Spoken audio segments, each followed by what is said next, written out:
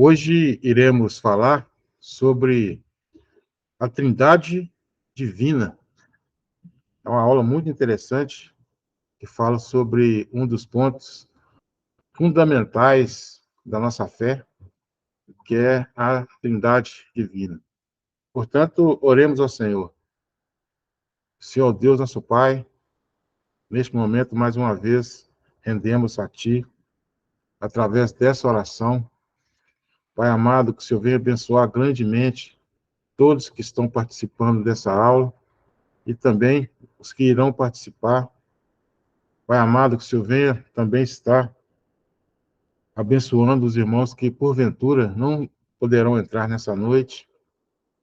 Que o Senhor, da mesma forma, abençoe eles. Pai amado, eu te peço em nome do Senhor Jesus, que o Senhor venha nos direcionar nessa aula, nos mostrar o caminho correto, que nada do homem seja falado aqui nessa noite, e somente do teu Espírito Santo, porque é o teu Espírito, Pai, que nos convence do pecado, da justiça e do juízo. E é o teu Espírito Santo que produz em nossos corações o desejo, cada vez mais, de estarmos com uma vida santificada no Senhor. Pai amado, Pai querido, eu te agradeço por mais essa oportunidade, e assim eu oro, te agradeço. Em nome do Senhor Jesus, amém. Então, estamos aqui com cinco alunos, né, participando aqui dessa aula. Com certeza, outros também irão entrar. O Marcelo já chegou. Deus abençoe. Então, vamos dar início aqui a nossa apostila, que fala justamente sobre a Trindade Divina. Vocês estão me escutando bem? Sim. Aqui também, tá ok. Amém. Então, Sim, vamos... Boa noite, paz do Senhor. Então, vamos falar sobre o capítulo 8. Nós já estamos chegando no final da nossa apostila, do nosso estudo dessa disciplina, né? Talvez nós teremos apenas mais uma aula dessa disciplina e já vamos entrar com a próxima matéria, né? A próxima disciplina, que é a doutrina de Cristo. Nós iremos estudar nessas primeiras 3 disciplinas, doutrina de Deus, doutrina de Cristo e a doutrina do Espírito Santo, como base do nosso estudo teológico, essas 3 primeiras disciplinas, né? Então, hoje estaremos falando desse mistério de Deus, que é a Santíssima Trindade, a Trindade Divina. No início da Igreja Apostólica, logo depois ali de Atos 2, mesmo antes, quando a verdade da Trindade já era dita pelos apóstolos, e, por que não dizer, dos profetas, lá do Antigo Testamento, que também, implicitamente, falava a respeito da Trindade. E, a partir da Igreja, do Novo Testamento, a partir da vinda de Jesus, e a partir também da Igreja propriamente dita, a Igreja ali de Atos dos Apóstolos 2, onde a Igreja começou a existir propriamente dita, né? Antes ela existia na eternidade, antes da fundação do mundo, mas em Atos 2, ela se materializou como igreja ali, quando o Espírito Santo desceu ali, né, em Jerusalém. Os apóstolos, eles não tinham nenhuma restrição a respeito da Trindade. Por quê? Para eles era certo, era notório que a Trindade divina era realmente o que Deus queria nos revelar de si mesmo. que é as três pessoas, né? Pai, Filho e Espírito Santo em uma só essência. Então, veja que os apóstolos, eles não tinham nenhuma dificuldade em aceitar essa doutrina. As pessoas que conviveram com os apóstolos também não tinham nenhuma dificuldade. O batismo era feito em nome do Pai, do Filho e do Espírito Santo. Então, para eles, a Trindade já era já era normal a existência da Trindade. Não tinha dificuldade alguma. Porém, a partir do século III, século II, né, do século III, começou-se a ter que dar explicações a respeito dessa Trindade, da Trindade divina. Houve muitos questionamentos, porque até então a Igreja do Senhor ela era judeus e alguns gentios. Só que depois do segundo século, a Igreja do Senhor começou a crescer de uma maneira extraordinária, de uma maneira exponencial. Então, entrou o Evangelho atingiu várias culturas que eram diferentes da cultura judaica. Então, houve a necessidade de explicar melhor a respeito da Trindade divina. Se fez necessário um debate apologético para defender a doutrina da Trindade. Então, quer dizer, teve que haver apologistas, né, para poder estar discutindo, defendendo a fé que é na Santíssima Trindade. Porque entrou outras culturas no seio do cristianismo, e principalmente a cultura grega, os helênicos, né, que são os gregos, eles não admitiam de maneira nenhuma a questão de voltar de um Deus, né, que veio a encarnar. Para eles, isso era impossível. Veja que os filósofos, né, Sócrates, Aristóteles, Platão, os pré-socráticos e os pós-socráticos, todos eles não admitiam de forma alguma um Deus que se encarnasse.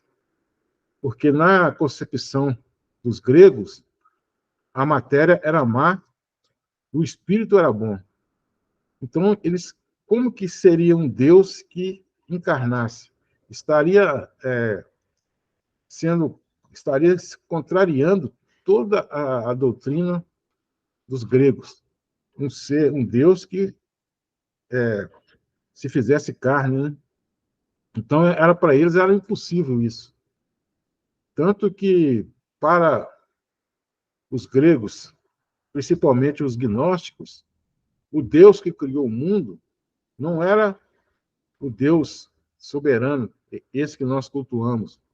Para eles, o Deus que criou o mundo era uma emanação do Deus Pai, do Deus soberano. Era uma emanação, era algo que vinha desse Deus. E não era um Deus propriamente dito, não era um Deus, era uma emanação desse Deus. E eles davam o nome de Demiurgo. Demiurgo era esse Deus que criou o mundo natural. Porque o Deus, o Pai de Jesus Cristo, de maneira alguma, eles entendiam que ele poderia criar um mundo natural porque ele era bom. E esse demiurgo, ou seja, uma emanação do Deus, ele não era bom, porque ele criou a matéria. Vejam que a dificuldade que eles tinham de entender essa questão da matéria, né? A matéria para eles era totalmente má. Tanto que o apóstolo Paulo, quando esteve lá no Areópago, no capítulo 17 de Atos, ele começou o seu discurso e os gregos estavam até gostando do que o apóstolo Paulo estava falando.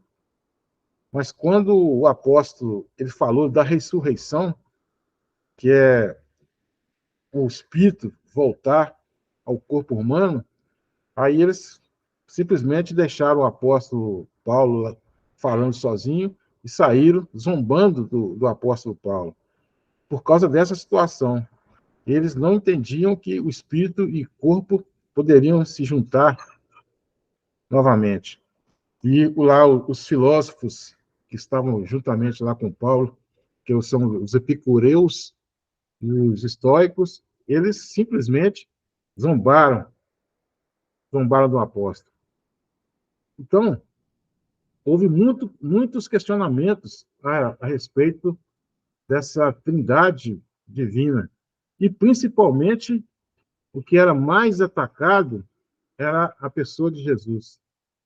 Eles não admitiam, de maneira nenhuma, um Jesus encarnado. E eles atacaram diretamente a pessoa de Jesus. Para eles era impossível. Tanto que houve uma concepção chamada docetismo. Os docetistas, eles diziam que Jesus ele não tinha um corpo físico. Dokel significa, em grego, aparência. Então, Jesus ele tinha aparência de um corpo físico, mas ele não tinha um corpo físico propriamente dito. Esses eram os docetistas. Tanto que eles viam muita dificuldade, realmente, de um Deus que se fez carne.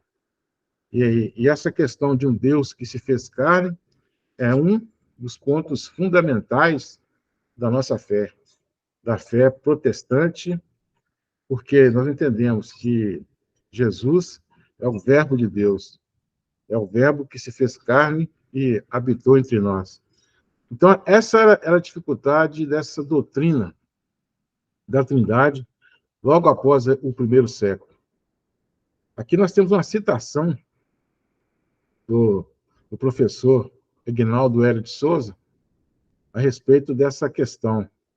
Diz assim: na Bíblia Scofield, temos a seguinte exposição sobre Mateus 28:19, que trata justamente da questão trinitária nas Escrituras. No processo de revelação divina, o único Deus verdadeiro aparece claramente no Novo Testamento, existindo em 3 pessoas divinas, chamadas de Pai, Filho e Espírito Santo. Como, por exemplo, aqui tem várias citações, né? Scofield prossegue tecendo 5 considerações importantes a respeito dessa questão da Trindade. Então, o que a Trindade prega? O que a doutrina da Trindade nos diz? Nós já falamos outras vezes aqui que é um Deus triuno, né? Um Deus uno, que ao mesmo tempo que ele é uno, ele é triuno também. Isso realmente não é fácil da gente entender. Como que um se divide em 3 e continua sendo um? Mas é o que está escrito na Bíblia. É o que a Bíblia relata. A Bíblia relata a Trindade divina dessa forma. Um Deus que subsiste em 3 pessoas. Entender isso é fácil, mas também, como nós já estudamos nos primeiros capítulos dessa apostila, nós não iremos conseguir entender Deus na sua plenitude. Deus é um ser grandioso e soberano, e nós somos seres limitados e falhos. Então, a gente querer entender Deus naturalmente não é possível, porque ele é inescrutável. Nós vamos conhecer mais e mais dessa essência de Deus quando nós estivermos, né, lá na glória. Aí sim, nós vamos ter a eternidade inteira para estar conhecendo esse Deus. Então, é uma substância, que eu falei também na aula passada, né? Homocios, em 3 pessoas, né? Hipóstase, persona, né? E essa é a trindade ontológica. Ontológica quer dizer, é o ser de Deus. Ontologia é o estudo do ser de Deus. Do ser de Deus, não, do ser. Tanto pode ser o ser de Deus ou pode ser o ser de qualquer outra natureza. Mas, nesse caso aqui, nós estamos falando da trindade ontológica. É o ser de Deus. E uma coisa que nós temos que entender dentro da Trindade, que eles são coiguais. Então, cada um, tanto o Pai, o Filho e como o Espírito Santo, eles são iguais na sua essência. Eles são co-iguais, né? E também eles são co-eternos. Eles, tanto o Pai, o Filho e o Espírito, estavam juntos na eternidade. Eles são co-eternos. E também são consubstanciais. Consubstanciais quer dizer que eles têm a mesma substância. Então, nenhum é Deus mais que o outro.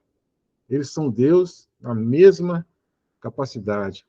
Os atributos incomunicáveis, todas as três pessoas têm esses atributos incomunicáveis. Todas as três, da mesma forma. O que aconteceu com Jesus quando ele encarnou?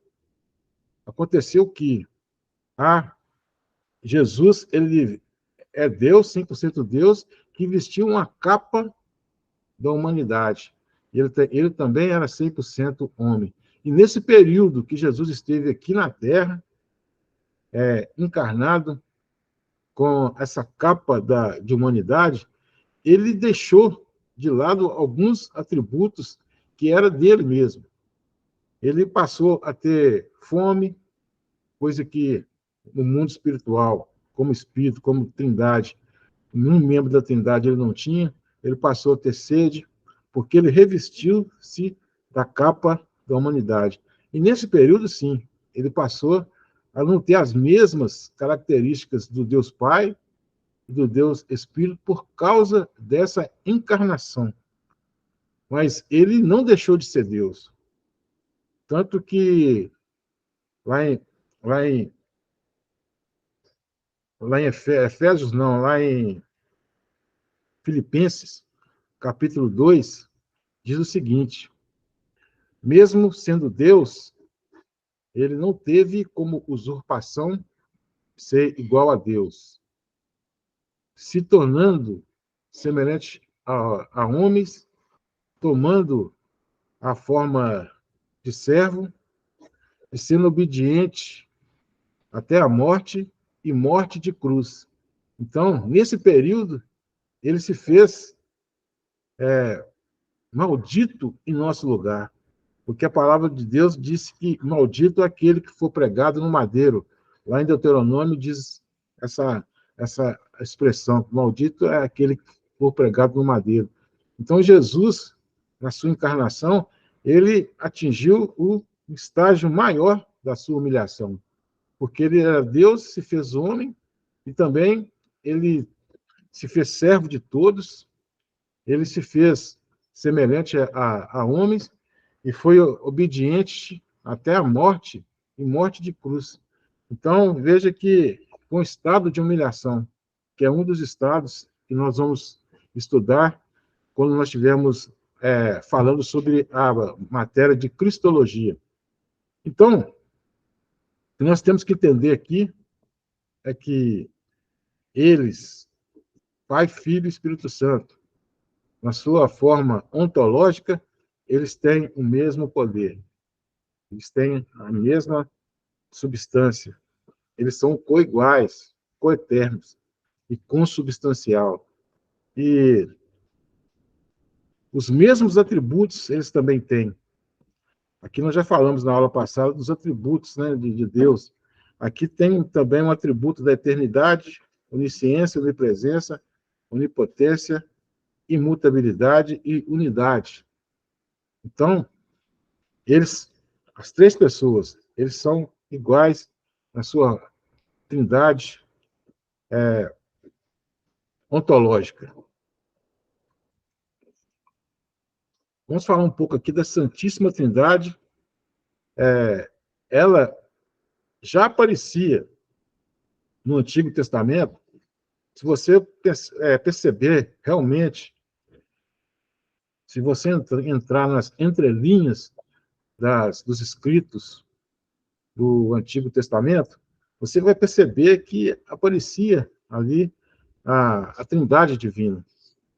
Lá em Gênesis, capítulo 1, dá para a gente perceber façamos um homem à nossa imagem, conforme a nossa semelhança.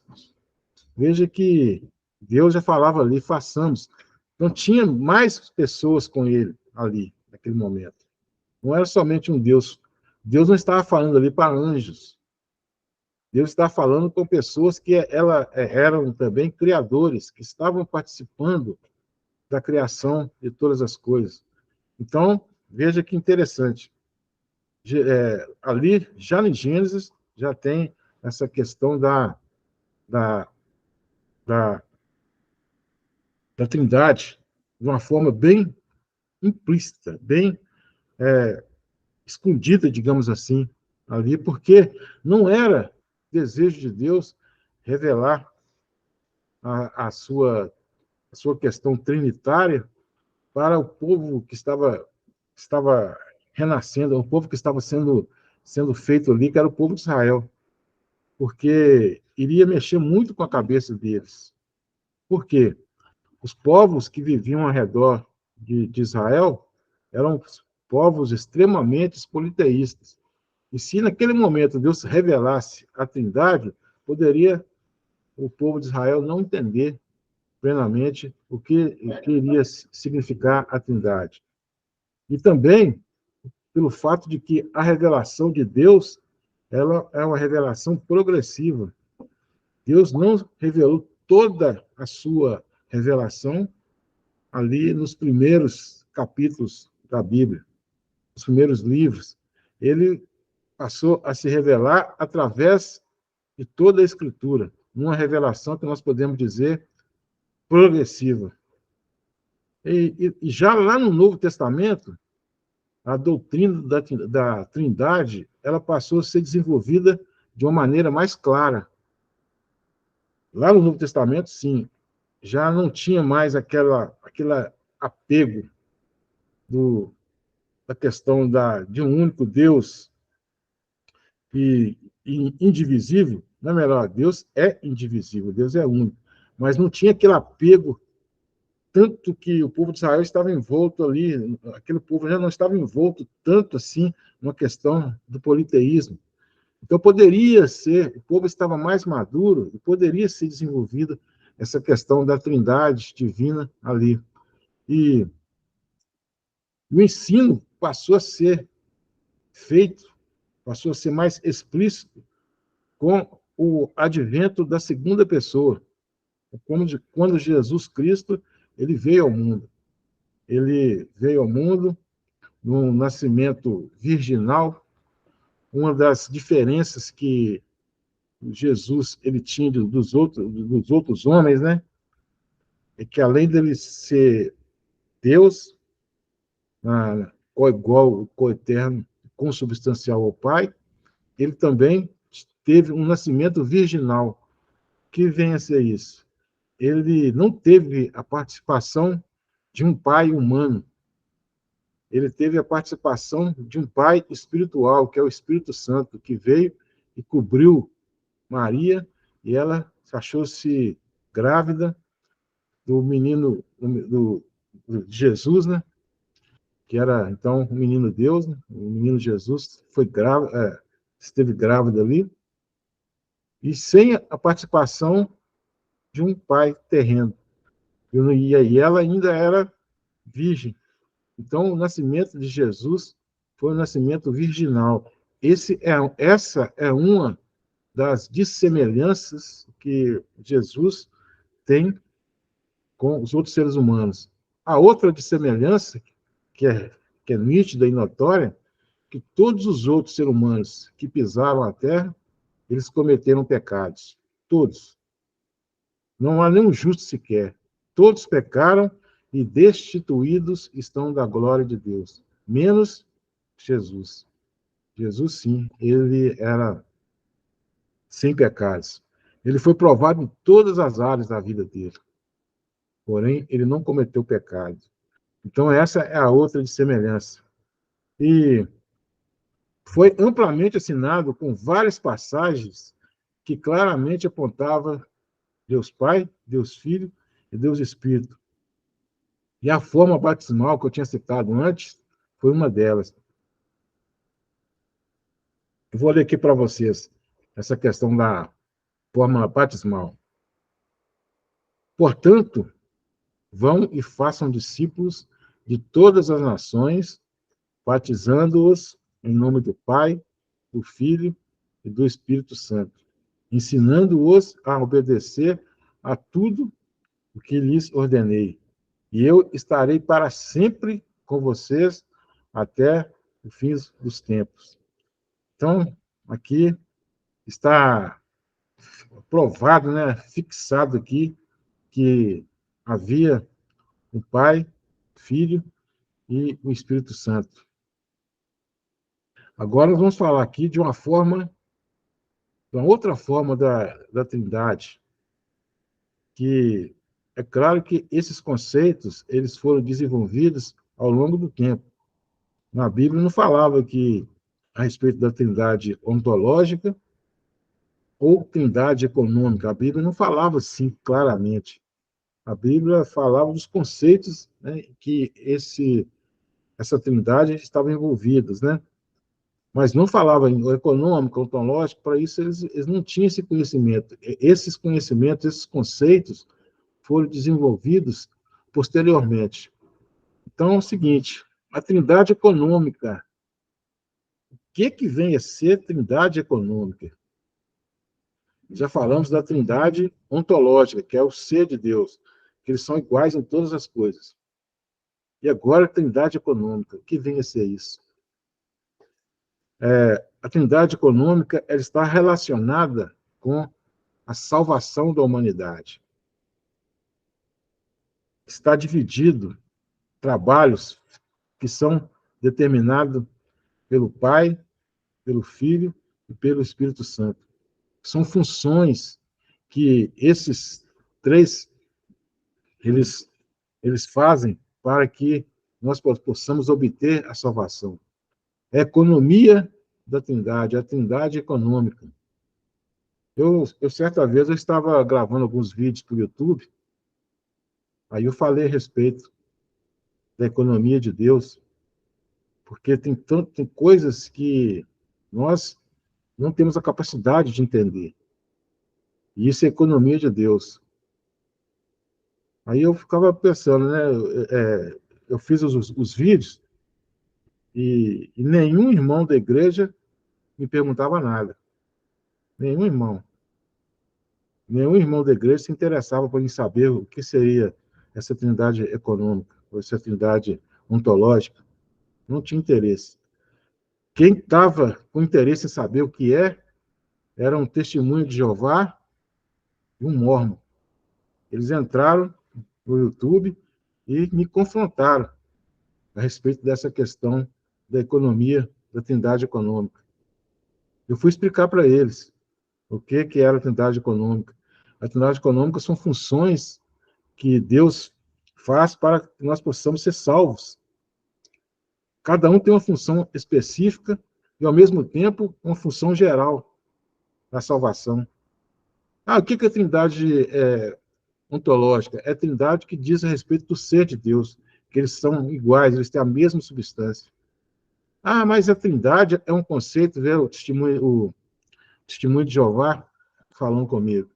A trindade é um conceito que começou lá em Constantino, lá no concílio de Nicéia. Antes não se falava em trindade. Antes a trindade não existia. Foi uma invenção de Constantino, o imperador romano, lá em Nicéia, no concílio de Nicéia. Aí eu mostrei para eles esse versículo aqui, ó. Batizando-os em nome do Pai, do Filho e do Espírito Santo. Perguntei para eles o que significa isso então na Bíblia. Aí eles ficaram meio que engasgados, porque eles não tiveram resposta. Aí eles foram levar para um outro lado, dizendo aqui, ó, eu nunca ouvi falar nisso, trindade econômica, o testemunho de Jeová falando. Nunca ouvi falar. Eu falei, é claro. Aí eu fui o homem, a questão da nossa questão da humanidade, falou mais alto um pouquinho. Eu falei assim, é claro, você não é um teólogo? O teólogo tem que saber disso. Aí encerrou os questionamentos. Mas eu gostei que, pelo menos, eles se interessaram pelo que significava a Trindade econômica. Mas eu deixei aberto que eles poderiam entrar novamente e poderiam estar questionando outras situações. E sempre que eu publicava um vídeo no YouTube, eles entravam para poder estar questionando a respeito de alguma coisa. Mas nunca que eles saíram, digamos que sobressaíram, né, nos debates, porque como eu falava a respeito dessa trindade, eu estava falando embasado mesmo na palavra de Deus, né, na doutrina cristã, estava embasado. Então, eles não tinham como, não deixei nenhuma uma pega para eles poder questionar e apontar os meus erros, né? Mas espero que o Espírito Santo tenha trabalhado no coração deles, né, e que aquele que nos convence do pecado, da justiça e do juízo também possa convencer eles, né? Então, continuando aqui, essa classificação se dá pelas atividades. A trindade econômica, ela se dá pela atividades que as três pessoas exercem no plano da salvação. Aqui tem até uma passagem que eu achei muito interessante, o pastor Hernandes Dias Lopes, ele fala sempre nos seus sermões: o Pai planejou, o Filho executou, o Espírito Santo aplicou e aplica essa bendita salvação a todos aqueles que creem. E essa é a pura verdade. O Pai, lá na eternidade, ele planejou. Deus não foi pego de surpresa quando Adão cometeu o pecado.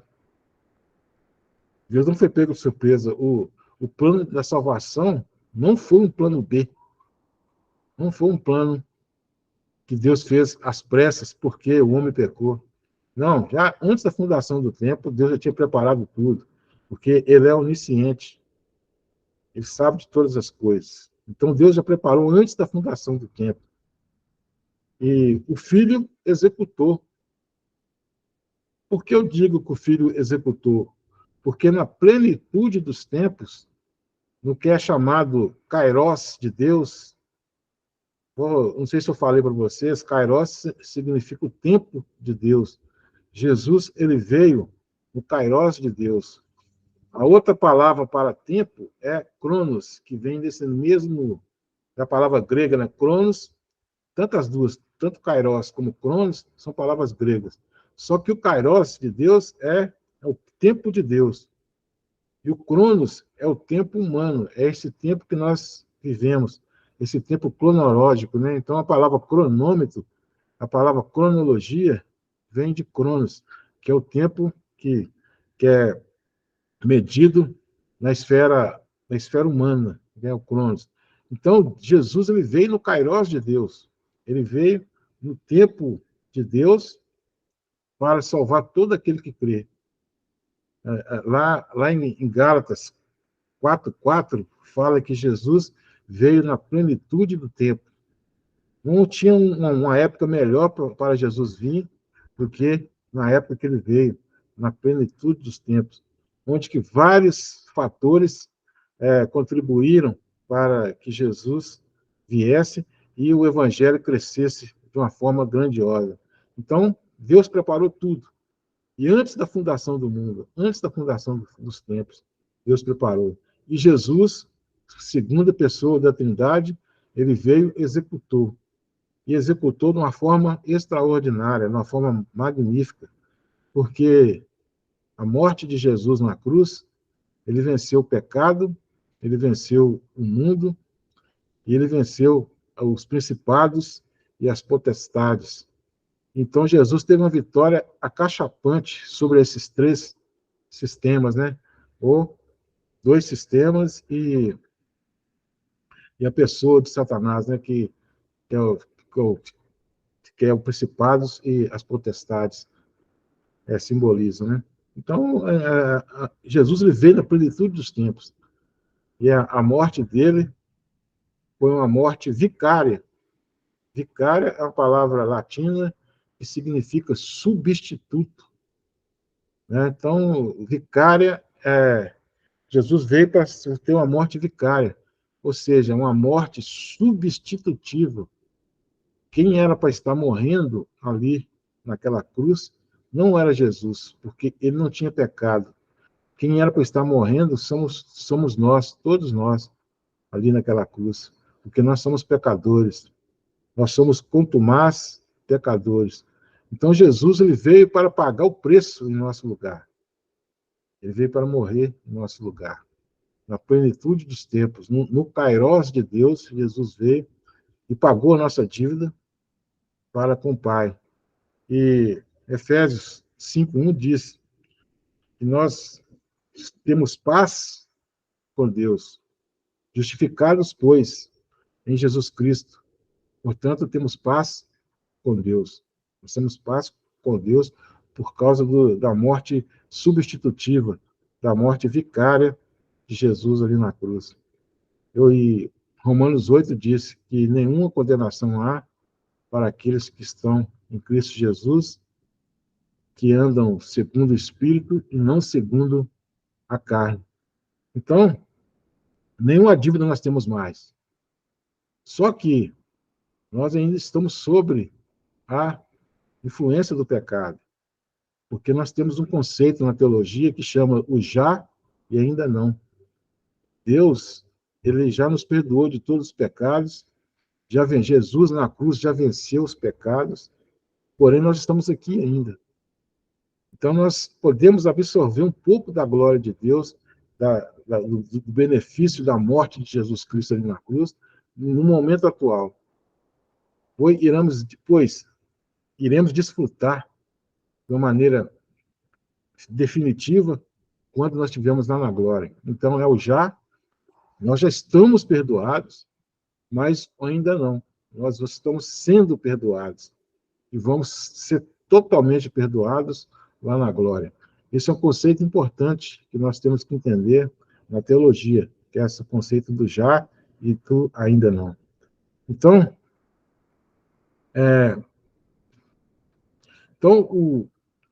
o Espírito Santo, ele aplicou na vida daquelas pessoas que foram salvas em Jesus Cristo, que já morreram, e está aplicando também em nossas vidas, atualmente, na sociedade contemporânea. Por quê? É ele que nos vence, nos convence do pecado, da justiça. Pois não? Desculpe interromper o senhor, mas essa parte muito importante, o senhor podia repetir para mim, por favor?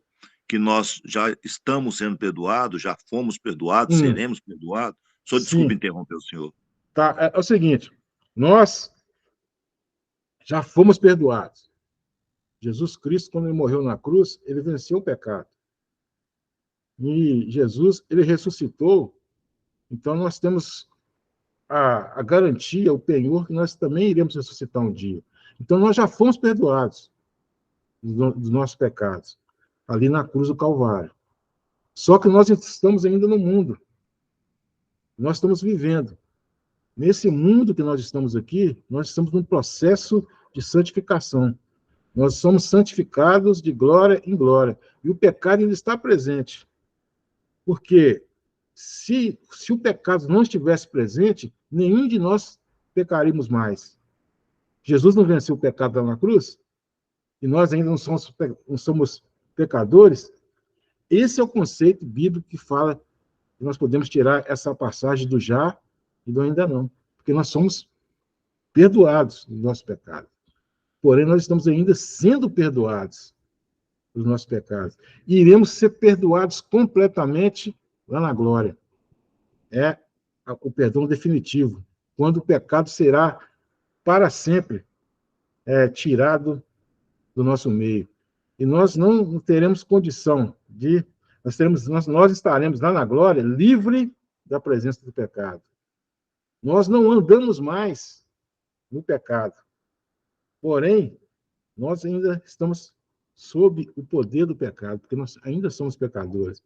E na glória, nós estaremos livres da presença do pecado. Então, para você entender melhor, César, nós estamos livres do, do, do poder do pecado. Ou melhor, nós estamos livres do pecado em si. Nenhuma condenação há. Mas nós estamos ainda sob influência do pecado, porque nós estamos aqui ainda nesse mundo decaído, esse mundo falho, esse mundo que está se deteriorando. Nós estamos aqui ainda. Nós ainda não estamos lá na glória. Então, mesmo sendo salvo na pessoa do Senhor Jesus Cristo, nós estamos aqui ainda vivendo nesse mundo e estamos sujeitos a pecar. Mas há uma diferença, porque quando nós estávamos lá no mundo, o pecado não trazia tanto peso para nós. A gente pecava e não estava preocupado com o pecado. Agora não. A gente peca e esse pecado traz um dano terrível para a nossa vida, para a nossa consciência, porque o Espírito Santo habita em nós. E lá na glória, nós estaremos livres para sempre desse pecado, porque lá o pecado não vai entrar. Então, eu gostaria de fazer, para você entender melhor, uma analogia. Lembrando que analogias são pontos semelhantes em coisas diferentes. Vamos fazer uma analogia. Quando nós estávamos no mundo, imagine que nós estávamos dentro de uma piscina. E essa piscina cheia d'água. O pecado simbolizava para nós um balde. E você dentro d'água, você com balde dentro d'água, você vai sentir o peso do pecado? Vai sentir o peso da água? Não. Nós somos redimidos. Saímos dessa piscina e fomos para a terra firme. O peso dessa água, desse balde, vai ser o mesmo que tinha lá quando estava dentro da piscina? Não. Vai ser um peso muito maior. E quando nós estivermos na glória eterna, nós não teremos mais peso nenhum para carregar. Essa é o conceito X, né, do já e do ainda não. É um conceito X. E é muito importante, realmente você falou, é muito importante a gente entender isso. Eu não sei se eu fui claro, viu, César? Se eu não fui claro, você fala comigo para poder esclarecer ainda mais. Nós podemos falar que nós fomos, estamos sendo e seremos perdoados? Isso mesmo. É o conceito teológico que os doutores em teologia dizem, que essa é a questão correta. Nós somos perdoados. A Bíblia não fala que nenhuma condenação há para aqueles que estão em Cristo Jesus? Nós fomos perdoados. Nós temos a certeza, o crente tem que ter a certeza que vai estar lá na glória, com Deus, lá no novo céu e na nova terra. Nós temos que ter a certeza disso, que nós já fomos perdoados. Vários textos bíblicos dizem que nós já fomos perdoados. Nós temos paz com Deus. Nós não somos mais inimigos de Deus. E nós estamos sendo perdoados. Porque quando a gente comete um pecado, o que nós temos que fazer? Pedir perdão a Deus. E Ele nos perdoa. E nós estamos sendo perdoados. E vai chegar lá na glória eterna, em que nós não estaremos mais sujeitos à presença do pecado. O pecado já não vai existir mais. E nós seremos semelhantes ao que era Adão e Eva antes da queda. Só que com uma diferença. Adão e Eva, eles tinham a opção de pecar ou não. E lá na glória eterna, nós não teremos mais a opção de pecar. O pecado foi extinto. Entendeu? É uma questão, assim, que é complicada mesmo. Não é fácil de entender, não. Mas eu espero que eu tenha explicado a contento. Obrigado. Falando a respeito de pecado, é uma questão mais da doutrina da salvação, né, que nós vamos estudar também, ou melhor, doutrina da salvação, e também a amartiologia, que é a doutrina do pecado. Tem uma analogia também, que eu gosto muito de analogias, né? Tem uma analogia que diz também que eu quero que vocês raciocinem juntamente comigo para nós chegar ao final dessa analogia, entendendo bem a respeito dessa questão do pecado. Bom, existe, é claro que uma ficção, né? Uma analogia, partindo do exemplo fictício, né? Existe, por exemplo, um homem. Esse homem, ele tem ele comete 3 pecados por dia, em pensamento. Né? Ele comete 3 pecados por dia, e esses pecados ainda em pensamento. Esse homem é quase um santo, né? Se a gente for analisar, porque por dia a gente comete muito mais do que 3 pecados, e além do mais, a gente comete pecados em ação e em omissão. E esse homem, né, uma maneira fictícia, um exemplo, ele comete pecado de pensamentos, 3 pecados de pensamento. É quase que um santo, né? Aí, beleza. Um dia ele cometeu 3 pecados. E se a gente multiplicar esses 3 pecados, por 30 dias no mês, aí dá quantos pecados? 90, né? É isso mesmo? 90 pecados por mês. Você vê um cara quase santo, o cara comete 90 pecados por mês. Aí você pega esses 90 pecados por mês e soma vezes 12, que dá um ano. Aí imagina só quanto. Hã? 1080, né? 1080. Beleza. Até aí o raciocínio está. Raciocínio lógico, né? 1080 pecados por ano. Aí, esse homem vive 70 anos. Faz a conta aí, quantos pecados que ele tem na vida, que vive 70 anos.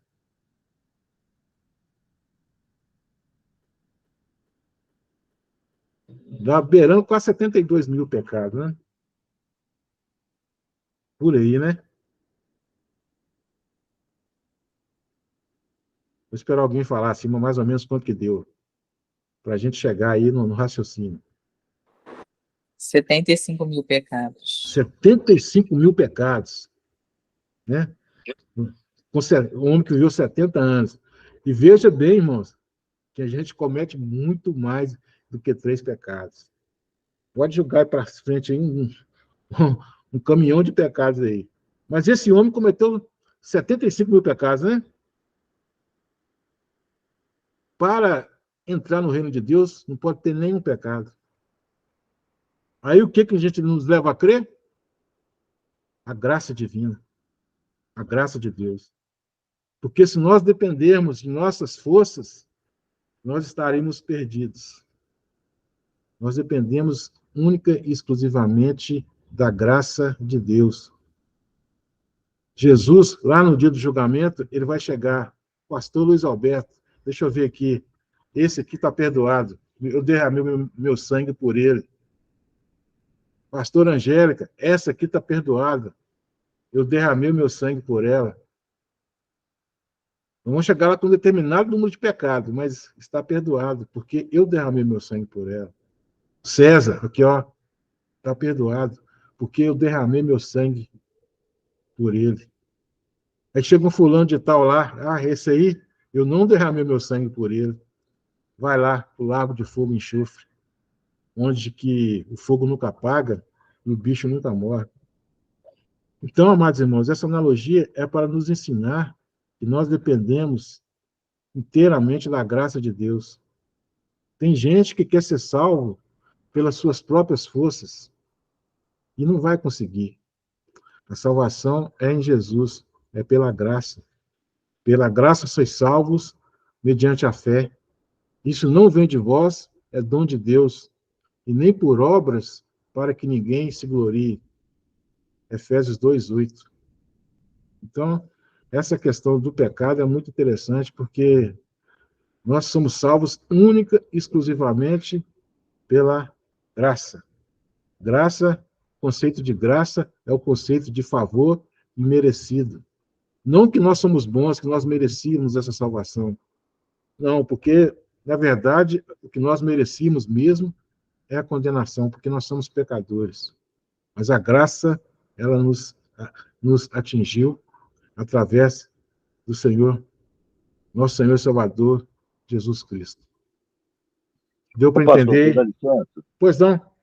Ontem o pastor Nelson falou exatamente que a Bíblia não se contradiz em nenhum momento. Sim. Aí o senhor tocou num assunto aí, um pouco discutido entre alguns teólogos, porque Efésios não se conquista, não se consegue a salvação pelas ações, mas pela graça. Mas o Tiago vem e dá um contraponto a isso aí, né? Dá uma balançada, falando que você precisa da fé, mas você precisa de obras para apresentar. O senhor pode discorrer sobre isso? Não, tranquilamente. O que Paulo e Tiago estavam falando? Eles estavam falando de coisas diferentes. A graça. O que Paulo estava dizendo é que, para ser salvo, para você obter a salvação, você não precisa de mais nada, só a graça. Só a graça em nosso Senhor e Salvador Jesus Cristo. Só a graça. E o que Tiago está falando? O Tiago está falando que, uma vez salvo pela graça, né, você vai fazer obras. Porque se você não fizer a obra, na verdade, você não foi salvo pela graça. Porque se você foi salvo pela graça, você vai queimar no seu coração o desejo de fazer a obra. Eles estão falando de coisas diferentes. Então, uma vez salvo pela graça, você vai fazer obra. Você vai fazer a obra de Deus, não para que através das obras você vai ser salvo. Você já foi salvo pela graça. As obras é uma evidência, uma confirmação dessa salvação. O Tiago diz o seguinte: bom, se você fala que foi salvo pela graça e não tem o desejo de fazer as obras, será que você foi salvo realmente algum dia? Você foi regenerado algum dia? Porque a fé sem obras ela é morta. Então, se você não tem o desejo no seu coração de fazer obras, a sua fé que você diz que tem em Jesus, ela é morta, ela nunca existiu. É isso que Tiago está falando. E isso demorou muito tempo para os teólogos entender. Inclusive, o reformador Martinho Lutero, ele queria tirar a carta de Tiago do cânon sagrado, ele ainda não tinha entendido naquela época essa questão de que a obra ela é uma evidência da sua salvação. Uma vez salvo, você vai fazer a obra. Não tem como. É irresistível. Por que eu estou aqui dando aula para vocês hoje? Eu poderia estar fazendo outras coisas, mas eu fui salvo pela graça. E em gratidão, por gratidão que Jesus fez por mim na cruz, eu estou aqui com o coração cheio de desejo de estar fazendo a obra. Cada vez mais fazendo a obra de Deus. Então, se uma pessoa vai para a igreja e fica 20, 40 anos sentado no banco da igreja, sem fazer nada, sem ter um desejo no coração de fazer nada, será que essa pessoa um dia foi salva pela fé? Será que a fé dela é viva? Ou a fé dela é uma fé morta? É isso que Tiago estava falando. Então, mais uma vez, só recapitulando, Paulo diz que a salvação é pela graça. Pronto. Salvação é pela graça.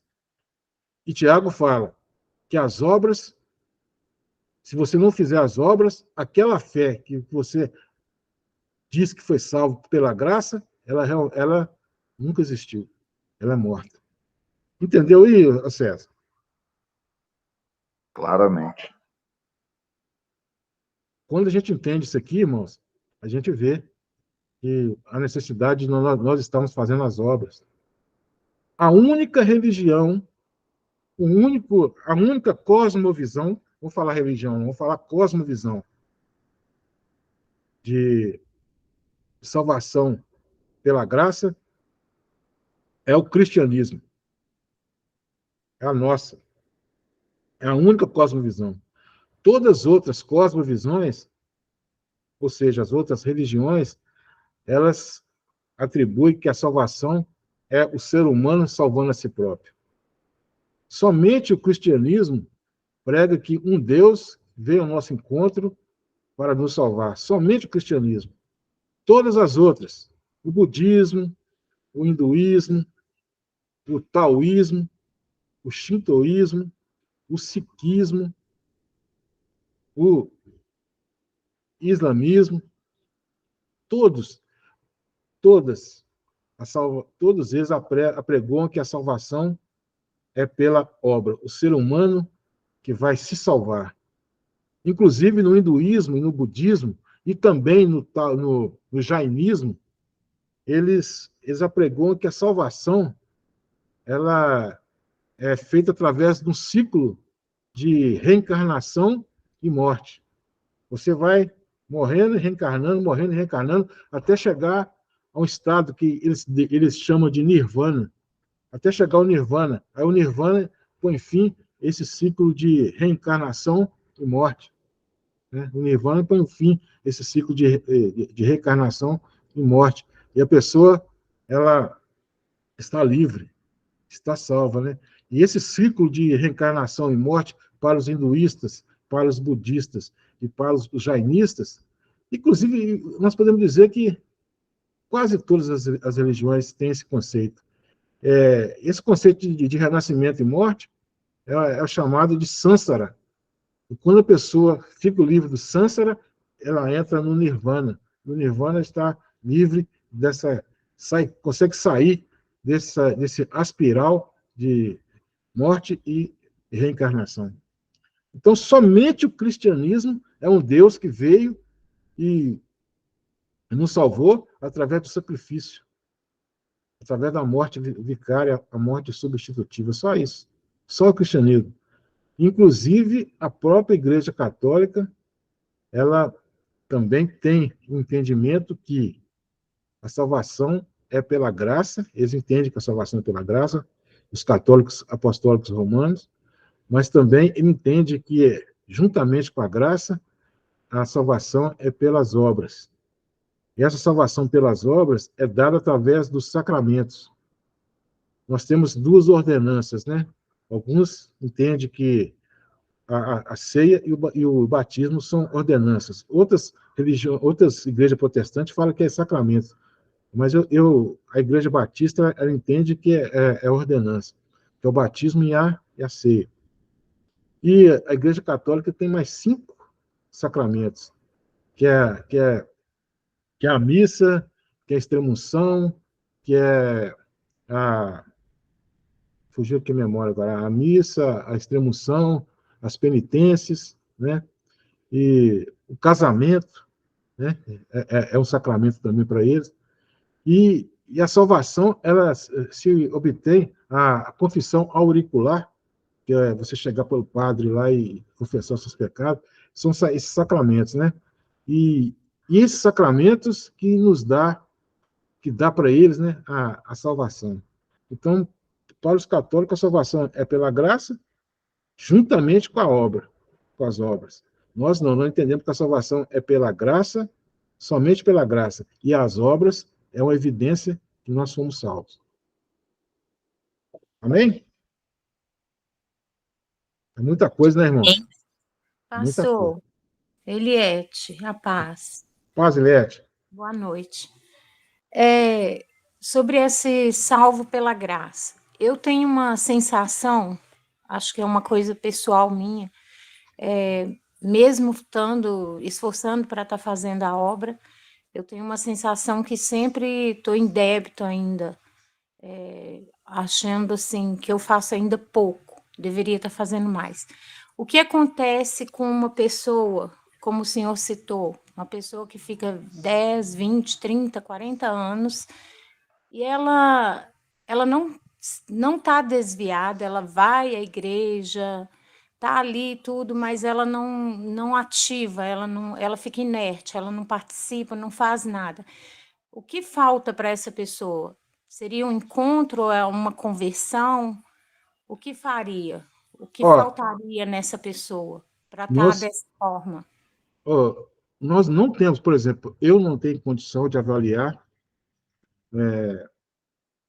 o pastor não tem condição de avaliar essa questão da salvação, né? Porque a salvação ali se dá pelo a aceitação de Cristo como Senhor e Salvador da sua vida. Mas nós podemos observar se a pessoa ela não tem nenhum interesse, pode ser, né? Isso aí é uma questão de, não é uma questão lógica, né? É uma questão mais de fé, de conhecimento da palavra que nós temos. Nós, como pastor, podemos estar conversando com essa pessoa para saber o que está passando dentro do coração dessa pessoa. Porque eu tenho muito exemplo de pessoas que ficam a vida inteira e não toma partido de nada. E as obras, elas são imensas. São muitas obras que nós podemos fazer na igreja, são muitas obras que nós podemos fazer na igreja do Senhor, que é a igreja invisível. É muita coisa. Por exemplo, nem todas as pessoas vão ter o dom de pastorear. Nem todo mundo vai ser pastor. Mas você pode, por exemplo, fazer uma limpeza na igreja, com o coração quebrantado, né, com o coração contrito, agradecido pelo que Deus fez por você lá na cruz, que Jesus fez por você lá na cruz. Né? Você vai limpar a igreja, você vai ser ministro de louvor, que é um dom que você recebeu. Você vai fazer, procurar fazer o seu melhor. E tem muitas outras coisas, tanto na esfera de dons espirituais, como os outros dons também. Dom é presente de Deus. Deus ele me deu o dom de mestre. Ele me deu um dom para ensinar. Eu sou pregador da palavra também, mas eu não me considero um pregador da palavra do mesmo jeito que eu tenho o dom de mestre. Por exemplo, se tem o pastor João Batista, ele tem aquele dom de pastorear, ele quer aquele pastor que tem o dom de juntar as pessoas, né? Então, cada um tem um dom, cada um tem. E esse dom, o Espírito Santo te mostra. Ele vai apontar para você esses dons. Agora, se tem uma pessoa que fica só reclamando, aí tem uma coisa mais, um além, né? Reclama demais. Por exemplo, ela não tem compromisso nenhum. Vai ir na igreja é um peso para ela. Ir na igreja é um fardo. Vai porque às vezes o pastor cobra que ela vai numa ceia, com medo do pastor chamar a atenção dela no outro dia, né? Aí vai, e nunca não passa por aquele processo. Eu falei para os irmãos que nós estamos num processo de santificação. Ela nunca melhora, não sobressai nesse processo. Hoje você tem que estar melhor do que ontem. E amanhã você tem que estar melhor do que hoje. E assim sucessivamente. É um processo que nós estamos passando. Processo de santificação. E se isso não se apresenta na vida de uma pessoa, vai ter que avaliar para ver o que está acontecendo. Ou se ela tem que ter algum problema. Mas uma coisa eu falo para a irmã, que é irresistível. É irresistível. Quando você foi salvo pela graça, Deus vai tocar no seu coração, o Espírito Santo vai trabalhar no seu coração, e você, irresistivelmente, você vai fazer a obra. Não tem como. Você não vai conseguir ficar sem fazer a obra, seja ela qual for. A obra para edificar o reino, você vai fazer. Você vai fazer essa obra. Eu nunca pensei de um dia eu estar aqui numa igreja pregando, ou numa igreja, ou ensinando. Eu nunca pensei realmente. Mas o Espírito Santo, ele Ele trabalhou na minha vida. E hoje eu estou melhor do que eu era ontem, nesse processo de santificação. E amanhã eu serei melhor do que hoje, nesse processo de santificação. Então, nós temos que estar entendendo. E cabe também a nós, pastores, estar conversando com essas pessoas, auxiliando elas, procurando saber, através do nosso conhecimento, né, estar pregando, para que, se ela ainda não passou por um processo da regeneração, da justificação, do arrependimento e fé, se ela não passou por isso, nós temos que fazer com que chegue a palavra no ouvido dessa pessoa, porque a fé ela vem por ouvir e ouvir a palavra. Então nós temos que fazer isso, nós temos que observar dentro das nossas igrejas quem é que está passando por essa dificuldade. Quem é que está passando por essa dificuldade? E se for o caso, a gente pregar novamente para ela, para que ela realmente não se perca, né? Então deu para entender aí? Quem perguntou mesmo foi a? Foi eu, Eliette. Deu Eliette. sim, pastor. Deu? Sim. Obrigada. Nada. Aqui, mais alguma pergunta? Deixa eu ver aqui. Pastor, eu estou falando muito, então me perdoa, mas só um adendo aí para a pergunta da Eliette aí. Esse sentimento de que eu não estou fazendo a obra, que eu não estou sendo, que eu estou fazendo pouco, isso aí acaba sendo um bom sentimento. Sim. Você quer se cobrar e buscar mais. Se você tem essa consciência, César, de que você não está à altura de você se cobra, é um sinal que você já foi regenerado. Porque se você não foi regenerado, não teve um coração transformado, você não vai se importar com isso, não. Você não está nem aí. Você vai ficar, pouco se lixando para esse sentimento. Então, realmente um bom sentimento. E você tem que procurar sempre estar melhorando, né? Deixa eu ver quantas horas aqui. Alguém pode me falar as horas aí? Tá. 8h40. 8h40. Então, vamos falar aqui mais uns 20 minutos. Vamos... começou 7h30, né? Começou 7h30, né? 9h a gente está dando encerramento. Porque para não ficar muito longo também, né? Porque senão fica muito longo e cansa, né? Muitas pessoas se cansam, né? E eu não, se eu ficar o dia inteiro, a noite inteira falando aqui, para mim, porque isso arde no meu coração, sabe? Isso arde no meu coração, está juntamente com os irmãos. Eu troco esse momento aqui por qualquer outro tipo de prazer hedonista que o mundo oferece, com toda certeza.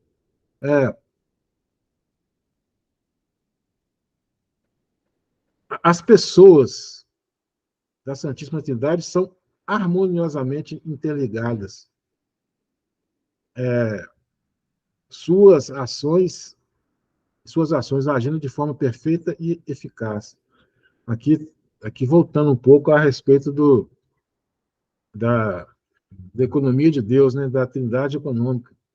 Eles trabalham juntos para o bem da salvação do homem. Eles trabalham juntos e de maneira eficaz. Aqui, em João 10, 29 e 30 diz: meu pai continua trabalhando até hoje, e eu trabalho também. E eu também estou trabalhando. Ou seja, o pai e o filho trabalham conjuntamente. Jesus, toda vez que ele ia tomar uma decisão importante, Jesus ele subia ao monte e orava. Quando ele foi escolher os 12 discípulos, os 12 apóstolos, ele subiu ao monte e orou a noite inteira. Orou.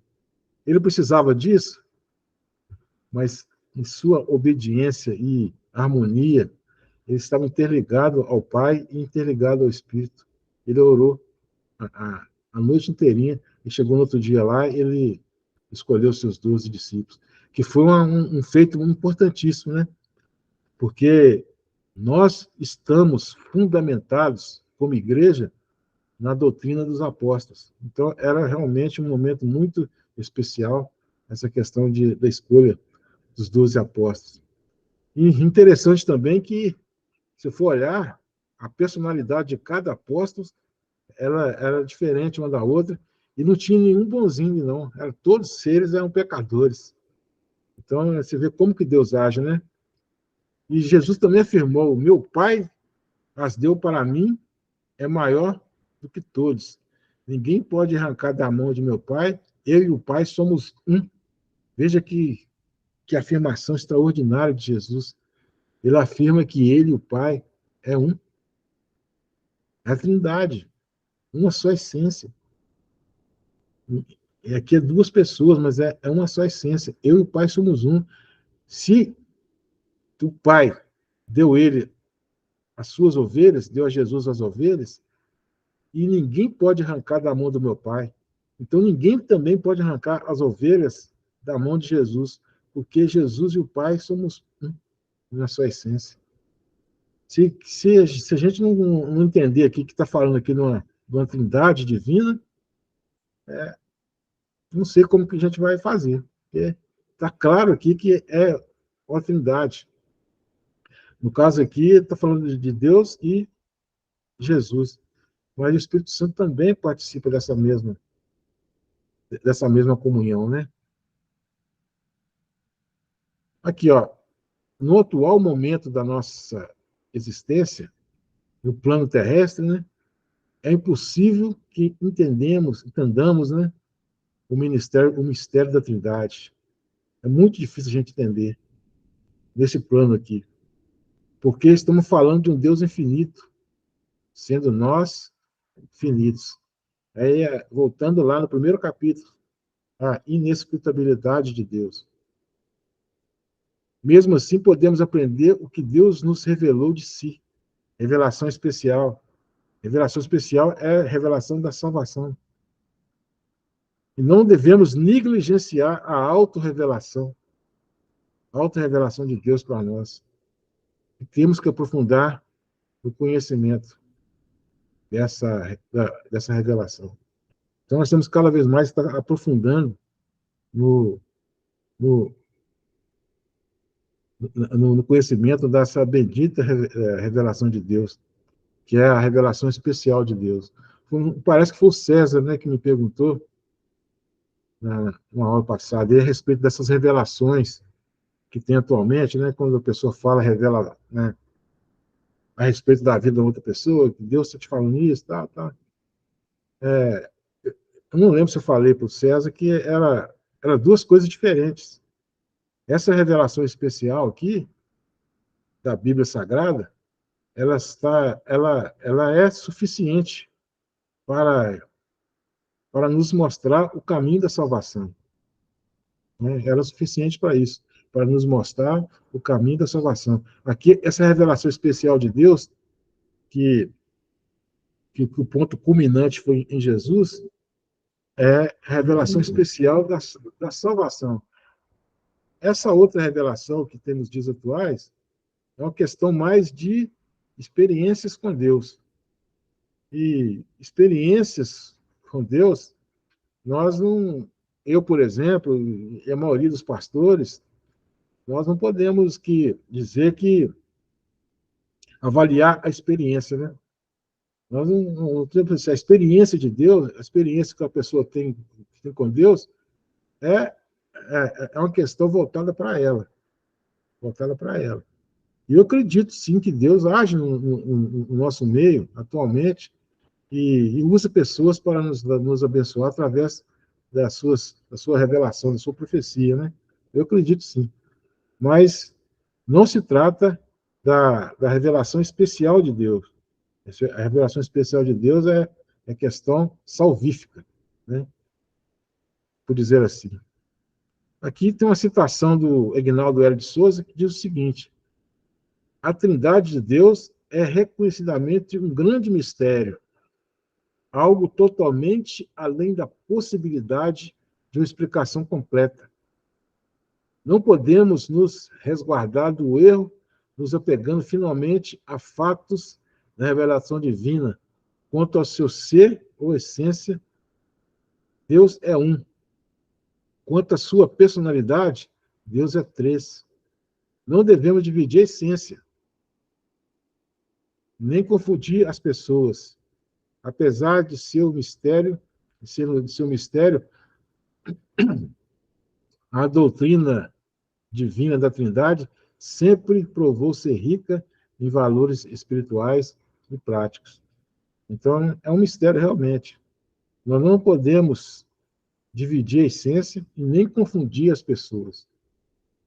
Existe uma igreja que ela e dentro dessa igreja tem um conjunto musical que é muito bonito, as músicas deles, lindas. E as músicas deles não tem nenhum tipo de heresia. Elas são músicas bonitas, né? Só que é o seguinte, eles não concordam com essa questão da Trindade. Para eles entendem a Trindade, mas de uma maneira diferente. Eles entendem a Trindade de uma forma que não é a Trindade revelada. Eles entendem que eles são modalistas. Eles entendem que Deus, em certo momento, ele apareceu como Deus, em outro momento como Filho, em outro momento como Espírito. Uma substância que se apresentava em modos diferentes. Deus Pai, Deus Filho e Deus Espírito Santo. E não eram pessoas simultâneas, porque o Deus Pai, o Deus Filho e o Deus Espírito, eles existem no mesmo momento, simultaneamente. Já essa igreja, que chama a Voz da Verdade, e tem um conjunto também, a Voz da Verdade, eles entendem dessa forma, que Deus ele atua em modos diferentes. Não é simultâneo. Uma época foi Deus Pai que atuou, outra época foi Deus Filho atuou, outra época é o Espírito Santo que atua. Não é assim. Deus ele existe, um Deus e três pessoas simultaneamente. Eles agem no mundo em todas as épocas, agiram em todas as épocas e agem ainda. Então, eles têm essa distorção. Eles têm hinos maravilhosos, além do Rei Azul, né, por toda a minha vida, né, são hinos extraordinários, mas eles têm essa questão eles são unitaristas, modalistas, né? Eles acreditam somente que essa distorção da Trindade Divina. E eles são chamados para pregar, para cantar em igrejas, aí, poucas pessoas sabem desse desvio deles numa doutrina tão importante que é a doutrina da Trindade. Deixa eu ver aqui.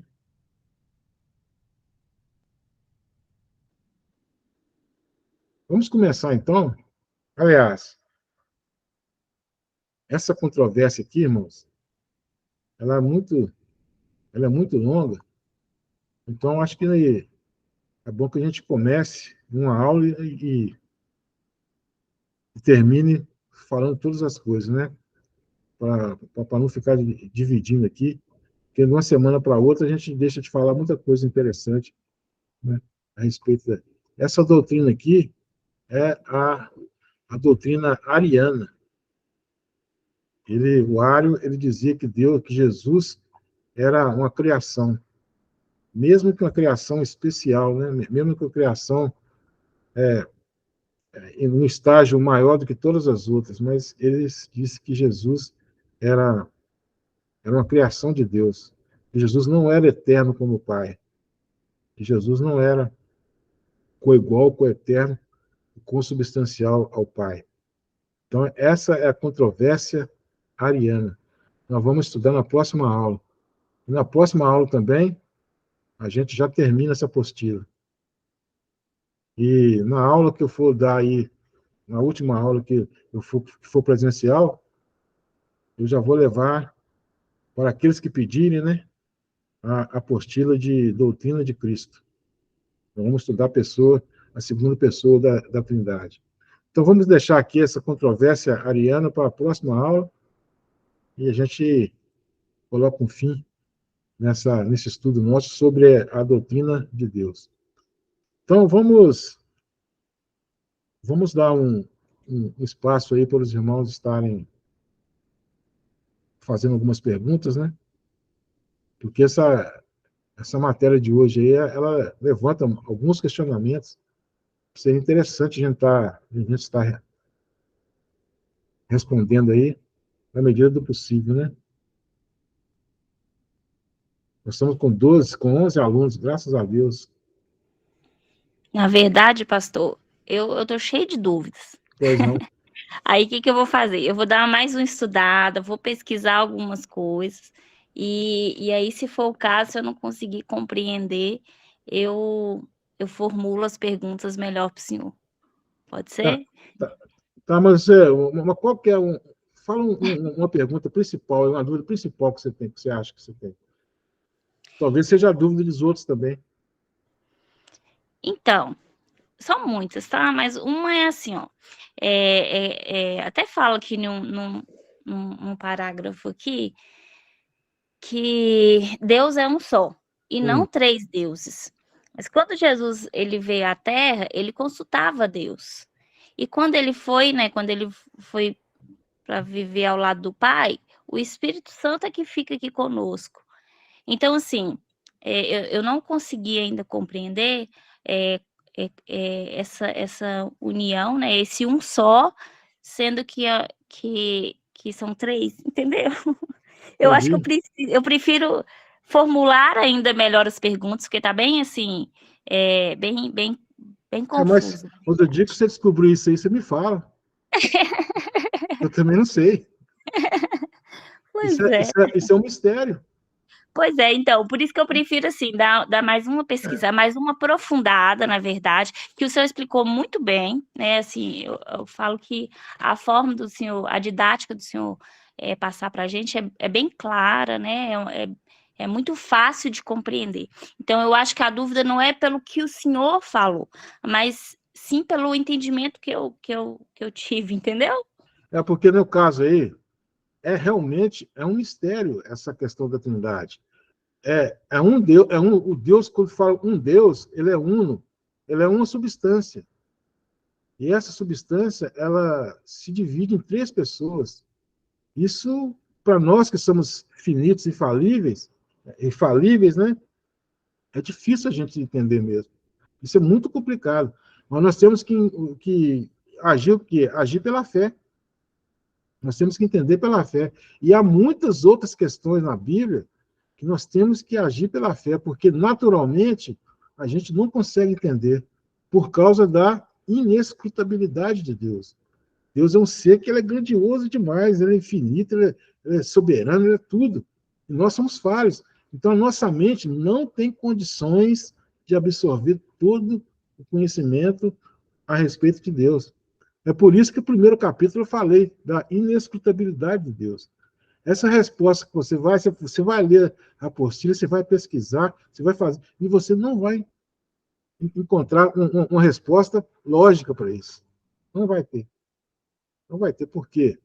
É questão da inescrutabilidade de Deus. Nós somos finitos, e Deus é infinito. Não vai ter resposta. O que nós vamos ter é fé. É fé que... Eu entendi e concordo com o senhor. Talvez por isso essa minha sede em aprofundar, talvez no assunto, digamos assim. Você pode aprofundar, porque vai fixar na sua mente o conteúdo, né? Vai fixar, você vai aprender muito a respeito. Mas o que eu quero dizer para você é que a resposta lógica, né? A gente, como ser humano, a gente age muito pela lógica, né? A gente quer ter a resposta lógica ali, né? A mais B, tal. Mas Sim, a gente nem precisa, né? A verdade é essa. Você precisa crer, né? Exatamente. Você precisa crer, né? Isso aí é 2000 anos de estudo que não chegaram a uma resposta chegaram a muitas heresias, né? Heresias que são coisas que é contrário à Bíblia, né? Igual eu falei do Voz da Verdade, que eles, para tentar ajeitar essa questão da Trindade, eles arrumaram uma heresia, né? Então, nós temos que entender o seguinte: uma essência, né, uma substância que subdivide em 3 pessoas. Essa é a Trindade. Você não pode dividir a substância e nem confundir as pessoas. Deus Pai, ele é um. Deus Filho e Deus Espírito Santo, ele é outro. Só que de uma mesma substância, que é um Deus. Há algumas analogias a respeito dessa questão, por exemplo, o sólido, o líquido e o gasoso. São uma substância em 3 modos diferentes. Aí a gente tem que tomar cuidado para não cair lá na questão do grupo Voz da Igreja Voz da Verdade. Isso é apenas uma analogia. Analogia é pontos diferentes, pontos semelhantes em coisas diferentes. Tem um livro do Adalto, que fala Gênesis 1 e 2, né, que tem uma outra obra dele também, que ele fala muito a respeito disso, né, dessas analogias. Mas nós temos que tomar cuidado também, né? Porque nós não podemos querer explicar na íntegra, né, logicamente, uma coisa que não tem explicação, né, lógica para o nosso entendimento. Eu creio que tem uma explicação lógica para tudo isso, mas está além do nosso conhecimento, da nossa capacidade. Ok, entendi. Mais alguma pergunta?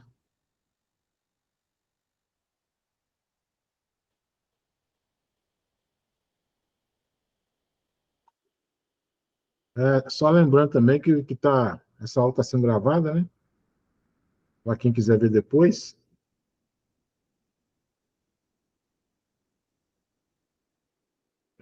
Hoje o César falou que está perguntando muito, mas o pessoal está mais calado hoje. Está caladinho hoje. Então, não havendo mais perguntas, né? Vamos orar, encerrando essa nossa aula. Que Deus possa estar queimando no coração dos irmãos, das irmãs, para estar aprendendo mais da sua palavra, né? Do seu ser. Isso é uma evidência da salvação. Quando você está aqui numa aula teológica, é uma evidência da salvação. Você está querendo aprender sobre Deus, né? Mas não é só isso, tem muitas outras coisas que nós temos que buscar e que evidencia a salvação que é pela graça, né? Então vamos orar, agradecer o nosso Deus por isso, por esse momento, né? E que quem não pôde participar possa participar na próxima aula e também assistir a aula gravada. Então, oremos. Senhor Deus, nosso Pai, nós buscamos o Senhor em oração para te agradecer por esse momento que nós passamos juntos, para te agradecer, Pai amado, por esse estudo, o estudo a respeito do seu ser, do ser de Deus. Pai amado, Pai querido, que o Senhor abra o nosso entendimento cada vez mais para estar entendendo, Pai amado, o que o Senhor quis nos revelar de si mesmo, entendendo, Pai amado, prontamente a sua autorrevelação, porque através dessa autorrevelação e desse conhecimento, nós teremos consciência da nossa salvação. Pai amado, Pai querido, que o Senhor abençoe cada pessoa que está aqui ao vivo, e abençoe também, Pai amado, as pessoas que não estão, e que elas possam estar na próxima aula assistindo. Pai amado, que somente o seu nome seja honrado e glorificado do nosso meio. Assim eu oro e te agradeço. Em nome do Senhor Jesus. Amém. Glória a Deus. Eu gostaria, Amém. Amém. Gostaria só de Amém. falar para o César. Ô, César, você pode perguntar à vontade, ô César. Pode perguntar à vontade, porque aqui é uma sala de aula, né? Uma sala de aula virtual, mas é uma sala de aula. E sabe que quando eu era criança, eu tinha um aluno que sentava do meu lado, que ele perguntava demais às professoras, né? Perguntava demais. Eu ficava pensando assim, nossa, mas esse cara é chato demais. Ele pergunta demais. Mas quando vinha a nota, Era a nota melhor, né? era a melhor nota que tinha, era dele. É Então verdade. eu passei a ter o entendimento que quanto mais você perguntar, mais você aprende. Amém. Amém? Vamos, Amém. Amém. com o amor do nosso Deus, a graça do nosso Senhor Jesus Cristo e a doce consolação do Espírito Santo esteja com todos, não só hoje aqui no Seminário Batista da Família, mas também por toda a Igreja do Senhor, espalhada pela face da terra. E que haja paz e salvação à nação de Israel. Todo Em nome aquele, de toda Jesus. aquela que tem fé, pode dizer amém? Amém. Graças a Deus. Amém. Amém. Amém. Tchau, tchau. Deus abençoe. Até semana que Deus vem. abençoa. Amém. Amém.